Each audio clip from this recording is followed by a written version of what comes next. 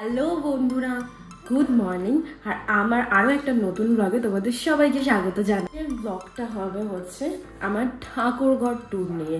Basically আমার ঠাকুরঘর তোমরা প্রত্যেকেই কম বেশি আমার ব্লগে দেখেছো, বাট টোটাল ঠাকুরঘরের যে গল্পটা, ঠাকুরঘরের যে কি বলবো চিত্রটা তোমরা সেইভাবে কখনো দেখোনি।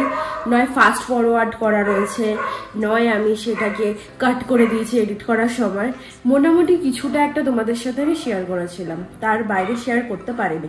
তো চলো আজকে তোমাদের সাথে ফুল জিনিসগুলো শেয়ার করব, প্রত্যেকটা গল্প তোমাদের সাথে শেয়ার করব। কিছু কিছু গল্প তোমরা জানো, বাট একটা ভিডিওতে না পুরো গল্প বলা যায় না। তো আজকে তোমাদের সঙ্গে সেই গল্পগুলো শেয়ার করব। আমার ঠাকুর এই দুটো পিঁড়িতে থাকতো, তো এখন পিঁড়ি দুটো চেঞ্জ করা হয়েছে। তো লোকনাথ পুজোর সময় এই পিঁড়ির উপরে কাপড় পেতে ঠাকুরকে বসানো হয়েছে। প্রত্যেকবারই তাই বসানো হয় যতদিন না দাদুর বাড়ির সিংহাসনটা এসছে। তো আর এই পিঁড়িটায় লক্ষ্মী ঠাকুর, সরস্বতী ঠাকুর এগুলো পুজো হতো।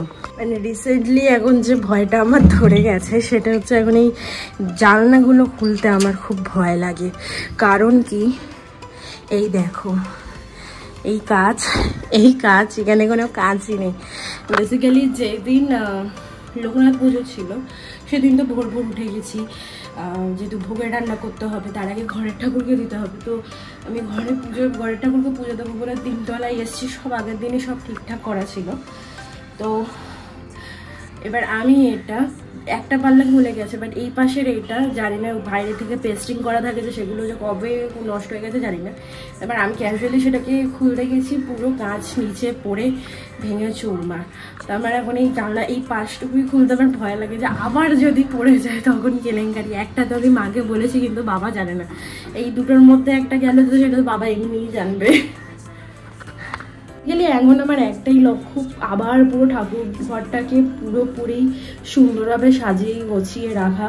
কারণ আবার একটুখানি ময়লা হয়েছে, ধুলো পড়েছে, কারণ নিচের কাজগুলো কমপ্লিট করতে করতেই মানে কি বলবো, মানে অবস্থা খারাপ হয়ে গেছে। তো আমি আজকে পুরো ঠাকুর ঘর ভালোভাবে পরিষ্কার করব, না হলে ভাই কপালে অনেক দুঃখ আছে।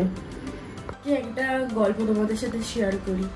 এই যে এখানে বড় মার ছবিটা দেখছো, এই বড় মার ছবিটা তোমরা গেস করো যে এটা কি দিয়ে লাগানো হতে পারে, লাগিয়ে রাখা হতে পারে।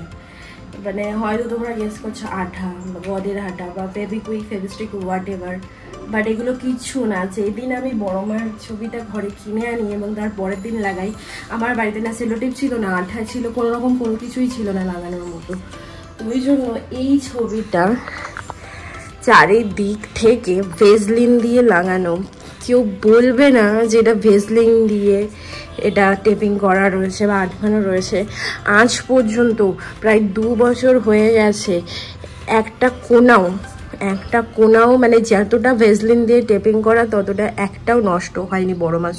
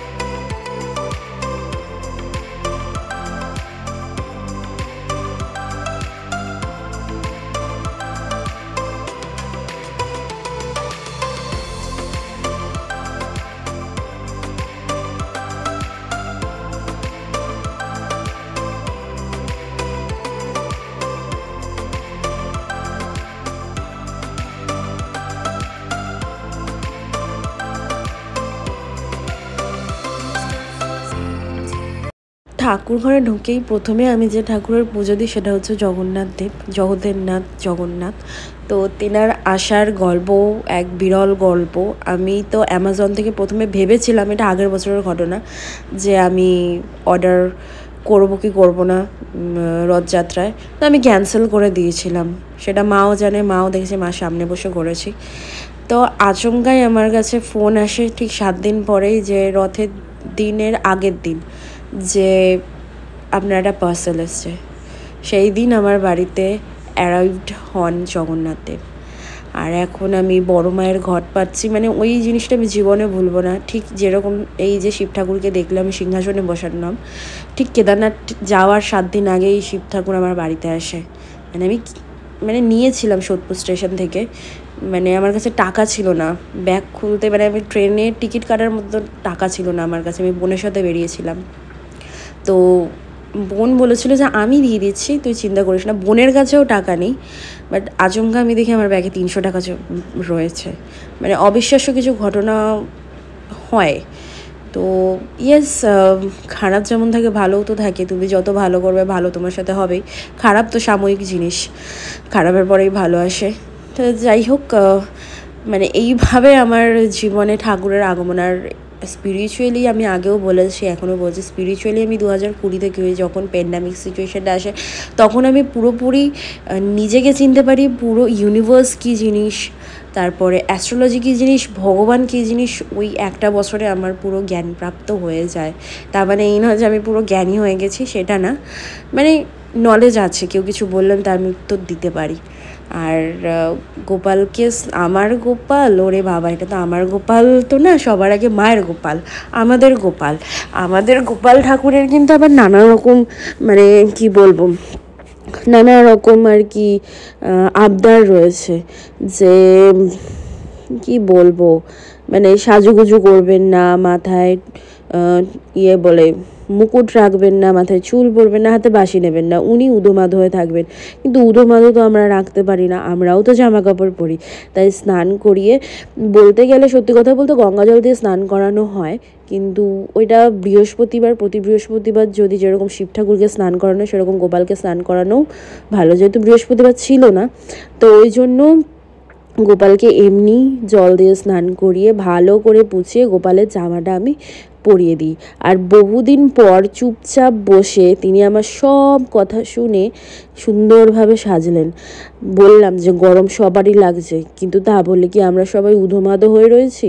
তা তো না, তোমাকেও জামা কাপড় পরতে হবে। তো এই হচ্ছে আমাদের গোপাল। কি সুন্দর লাগছে বলো, এত সুন্দরভাবে সাজিয়ে দিয়েছি।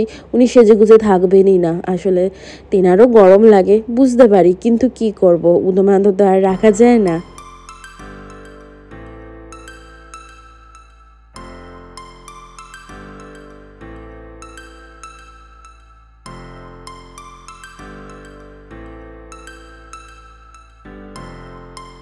আমি যে শিব ঠাকুরের কথা বলছিলাম, এই সেই শিব ঠাকুর, যিনি কিনা কেদারনাথ যাওয়ার ঠিক 7 দিন আগে আমার বাড়িতে এসে উপস্থিত হন।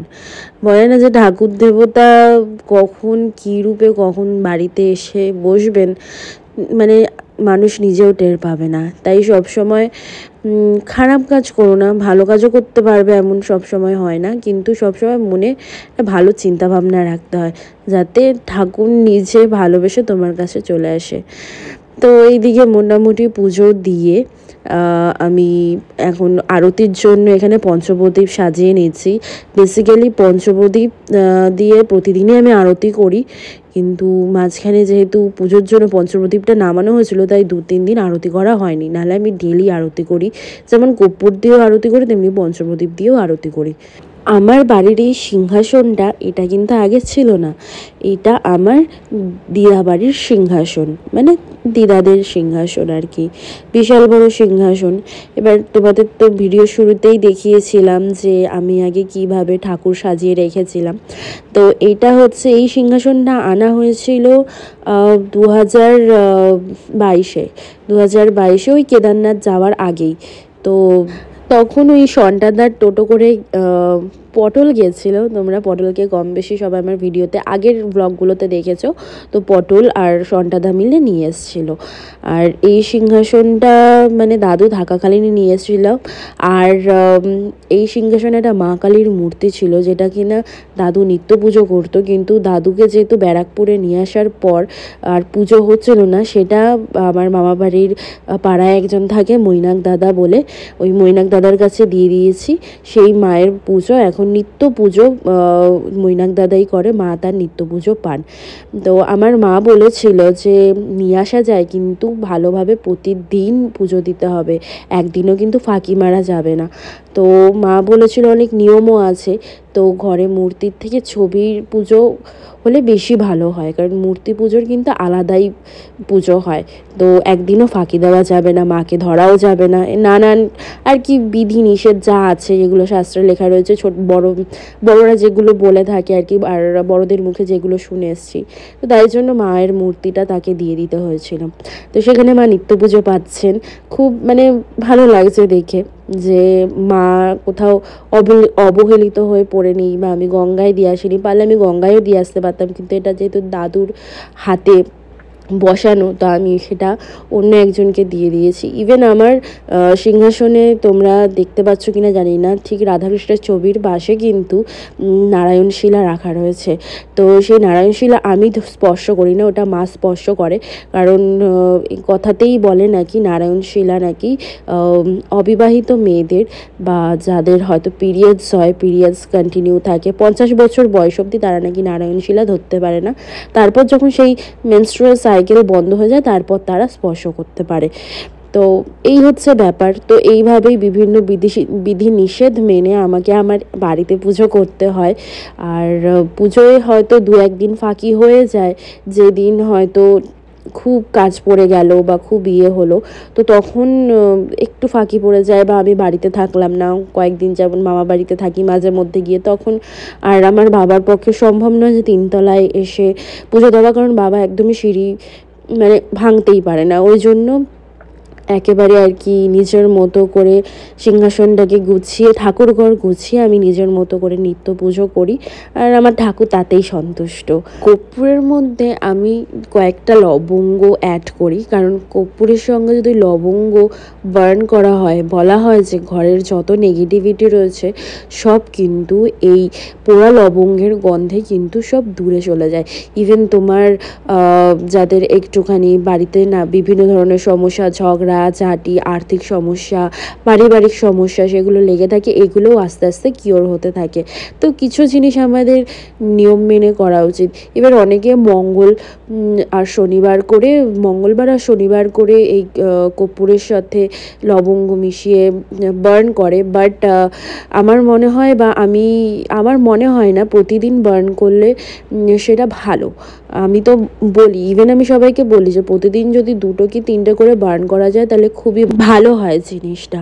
তা আমি প্রতিদিনই কর্পূরের সাথে এরকম লবঙ্গ 2-3টে লবঙ্গ অ্যাড করে সেটাকে দিয়েই আমি আরতি করি, ইভেন ভগবানের সামনে রেখে দিই। চাইলে তোমরা সারা বাড়ি ঘোরাতে পারো। অ্যাকচুয়ালি এটারই নিয়ম যে সারা বাড়ি ঘোরাতে হয়, যত নেগেটিভিটি আছে সব দূর হয়ে যায়। বাট 3 তলায় যেতে যেতে আমার কর্পূরের পুরো কি বলবো, কর্পূরের দীপটাই নিভে যায়, মানে শেষ হয়ে যায় আর কি। তাই জন্য আমি ঠাকুরের সামনেই রেখে দিই যতক্ষণ জলে জ্বলুক, তারপরে নিজে থেকেই নিভে যায়। আর যে লবঙ্গের দানাগুলো থাকে সেগুলো নিভে যাওয়ার পরে সেটা জলের মধ্যে দিয়ে দিই, কারণ যে নেগেটিভিটিগুলো অ্যাট্রাক্ট করে যাতে ধোয়ার সাথে সেটা আবার মিশে না যায়। তো সেই কারণে যতক্ষণ আর কি লবঙ্গটা জলে জ্বলবে, তারপরে যখন পুরোপুরি নিভে যাবে লবঙ্গটাকে নিয়ে মানে বাড়ির একেবারে বাইরে ফেলে দেওয়া উচিত। তো এই হচ্ছে আমার ঠাকুর ঘর ট্যুর। আর শেয়ার করার মতো কিছুই নেই, সব গল্পগুলো আজকে তোমাদের সাথে মন ভরে শেয়ার করলাম। আর হ্যাঁ, এই হচ্ছে রুদ্রাক্ষের মালা, 108-এর মালা, যেটা কিনা আমি পুজো করার পর পুজো শেষে আমি এইটাতে জপ করি অ্যান্ড মন শান্তি হয়ে যায়।